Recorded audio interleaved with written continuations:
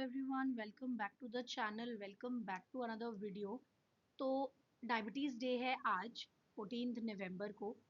तो हम लोग कुछ बात कर लेते हैं डायबिटीज़ के बारे में। डायबिटीज़ सबसे ज़्यादा हॉट टॉपिक है आजकल एंड सबको हर दूसरे पर्सन से जिससे भी बात करो उसको डायबिटीज़ है। तो आज हम लोग डायबिटीज़ को कंट्रोल करने की एक्सरसाइजेस डिस्कस करने वाले हैं। बेसिक बहुत सिंपल रूटीन्स के बारे में बात करूँगी और कुछ टिप्स भी दूंगी फिजियोथेरेपी पॉइंट ऑफ व्यू से। अ, अगर आप लोग ऑलरेडी नहीं जानते हैं तो मैं एक सर्टिफाइड डायबिटीज़ रिहैब स्पेशलिस्ट भी हूँ एंड डायबिटीज़ एजुकेटर भी हूँ। तो मैंने सोचा क्यों ना आपके साथ शेयर किया जाए जो भी मुझे डायबिटीज़ के बारे में पता है, एक्सरसाइजेज या टिप्स या कैसे उसको हम कंट्रोल कर सकते हैं वो सब। तो अगर आपको डायबिटीज़ है तो आपको क्यों एक्सरसाइज करनी चाहिए, पहले तो इस बारे में बात कर लेते हैं कि एक्सरसाइज करनी क्यों चाहिए डायबिटीज़ वाले पर्सन को। एक्सरसाइज करने से आपका जो ब्लड शुगर का लेवल है वो नेचुरली कम हो जाएगा। एक्स्ट्रा देखो, दवाइयाँ तो ले ही रहे हो, सप्लीमेंट्स लेते हैं, दवाइयाँ लेते हैं, लेकिन नेचुरली भी ब्लड शुगर कम होता है। फिर इंसुलिन की वर्किंग बेटर होती रहती है। आपका जो हार्ट है, जॉइंट्स हैं या मसल्स हैं वो हेल्दी रहती हैं। बेली फैट भी कम होता है क्योंकि डायबिटीज़ वाले पेशेंट की सबसे ज़्यादा कंप्लेंट ये होती है कि मोटापा आ रहा है बहुत ज़्यादा। तो एक्सरसाइज करते रहोगे तो नेचुरली ही बेली फैट भी कम रहेगा। प्लस आपका जो मूड है, आपकी जो एनर्जी है और जो स्लीप साइकिल है वो सब इम्प्रूव हो जाएगा। अब एक्सरसाइज से कंट्रोल कैसे होती है शुगर? क्योंकि हमारी मसल्स जो है वो ग्लूकोज का यूज़ करती हैं जब वो वर्क करती हैं।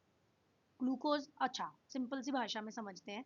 जब हम शुगर का कंजम्पशन करते हैं ना तो वो बॉडी में एज ग्लूकोज स्टोर होती है। ठीक है। अब वो जो ग्लूकोज है वो एनर्जी देती है हमारी मसल को।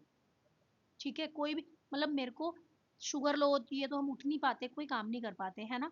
क्योंकि शुगर से ही बॉडी को एनर्जी मिल रही है। अब मुझे कोई काम करना है, मसल का यूज करना है, हाथ से कुछ उठाना है, पैर चलाना है, तो मुझे जरूरत पड़ेगी ग्लूकोज की, एनर्जी की। ठीक है।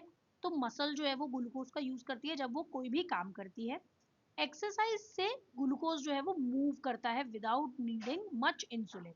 जब हम एक्सरसाइज करेंगे, हाथ पैर हिलाएंगे, तो ग्लूकोज जो है वो मूव करेगा, इंसुलिन की जरूरत कम पड़ेगी। तो जितनी ज्यादा मसल उतना ज्यादा शुगर का कंट्रोल बेटर होगा। ठीक है।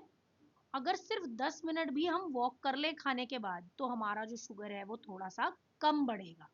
तो हर मील के बाद डायबिटीज वाले पेशेंट को 10 मिनट की वॉक जरूर करनी चाहिए। अब किस टाइप की एक्सरसाइजेस कर सकता है एक डायबिटीज वाला पेशेंट?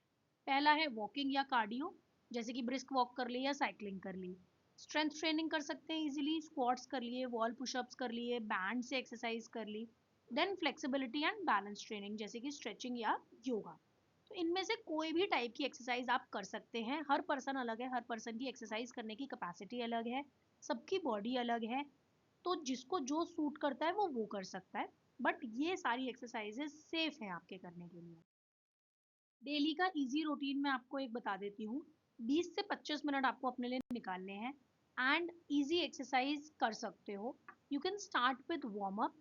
ठीक है। 2 मिनट का वार्म अप ले लो जिसके अंदर आप बेसिक मार्चिंग कर सकते हो, शोल्डर रोल्स कर सकते हो। Then you can go for walking या फिर कार्डियो, दोनों में से कुछ भी, what is more feasible.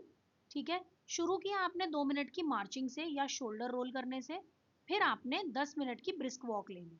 Strength training के लिए आपने चेयर पे स्क्वाट्स कर लिए, वॉल पे पुशअप्स कर लिए, नी एक्सटेंशंस कर लिए, बैंड रोल्स कर लिए।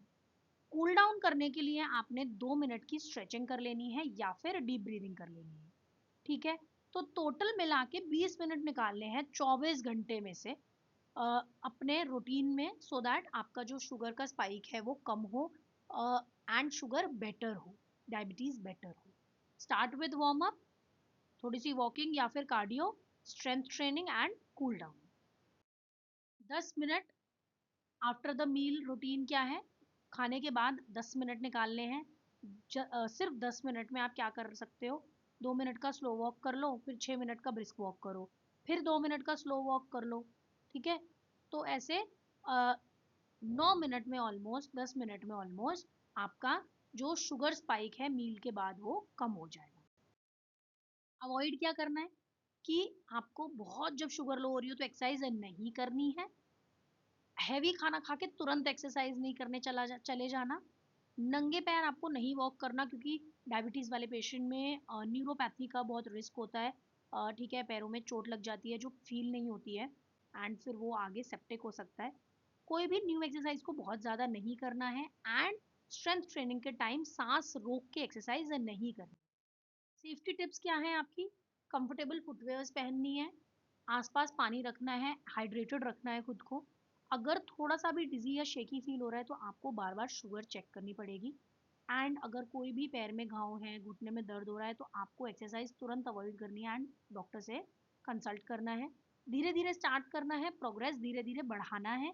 ऐसा नहीं कि एक ही दिन में आपने सोचा मैं जल्दी से सारी एक्सरसाइज कर लूँ मैं ठीक हो जाऊंगा, ऐसा नहीं होता। एक्स्ट्रा केयरफुल उन लोगों को रहना है जिनको कोई हार्ट डिजीज है, सिवियर नी या बैक पेन है, डायबिटिक न्यूरोपैथी है, ज़्यादा एज है, या फिर इंसुलिन लेते हैं पर्सन। वीकली प्लान में क्या कर सकते हो? मंडे टू सैटरडे 20 से 30 मिनट की एक्सरसाइज कर लो, जिसके अंदर मिक्स एक्सरसाइज करो। संडे को थोड़ा लाइट रख लो, योगा कर लो या थोड़ा सा बेसिक वॉकिंग कर लो। सिंपल घर में क्या क्या आप स्ट्रेंथ एक्सरसाइजेस कर सकते हो? चेयर पे स्क्वाट्स लगा सकते हो, वॉल पुशअप कर सकते हो, स्टेप अप कर सकते हो, bicep curling with water bottles, या फिर रेजिस्टेंस बैंड रोज कर सकते हो। घर पे बेसिक एक्सरसाइजेस हैं। इसके लिए अगर हेल्प चाहिए तो आप कमेंट्स में मुझसे पूछ सकते हो, मैं प्रॉपर डिटेल्ड घर में कैसे क्या क्या एक्सरसाइज करनी है वो शेयर कर दूंगी। बेनिफिट क्या मिलेंगे? आप अब पूछोगे भाई, 4 हमने कर ली, एक हफ्ता, एक महीना हमने कर लिया, 4 हफ्ते में क्या फर्क दिखेगा? फास्टिंग शुगर जो है वो बेटर होगी, थकान कम महसूस होगी, डाइजेशन बेटर होगा, स्लीप बेटर होगा, एंड जो HbA1c है वो बेटर, धीरे धीरे बेटर होगा, एंड वेट लॉस अच्छा होगा अगर आप डाइट पे भी साथ में कंट्रोल करते हैं। ये आपको दिखेंगे फर्क। ठीक है। फिजियोथेरेपिस्ट से कांटेक्ट कब करना है आपको?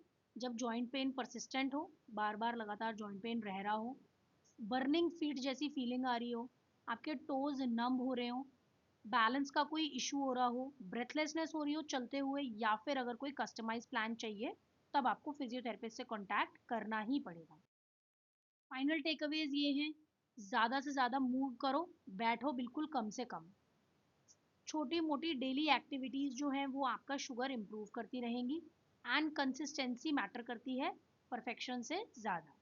आपको परफेक्ट होने की ज़रूरत नहीं है, बस रोज़ कंसिस्टेंट रहो, रोज़ एक्टिविटी करते रहो। Thank you for watching this video. कोई डाउट हो तो कमेंट्स में आप मुझसे पूछ सकते हैं।